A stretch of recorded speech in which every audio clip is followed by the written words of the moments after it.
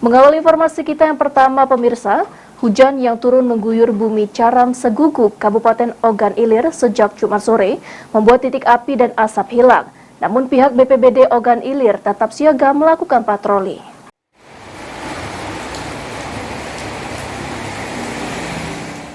Hujan deras mengguyur wilayah Kabupaten Ogan Ilir pada Jumat sore. Hujan yang mengguyur seluruh wilayah Kabupaten Ogan Ilir ini membuat asap dan titik api di beberapa kecamatan wilayah Ogan Ilir menghilang.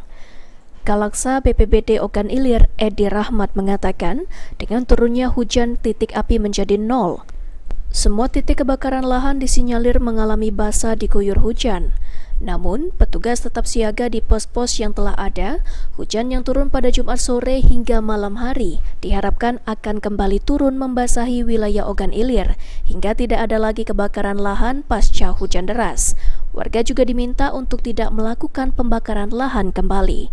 Sudah nihil hotspot, tapi tetap kita melakukan patroli bersama masyarakat peduli api di desa, beberapa desa yang memang ada terbentuk masyarakat peduli api. Kemudian Satgas BPBD tetap siaga dan bersama dengan Polres, TNI, Polri, kita.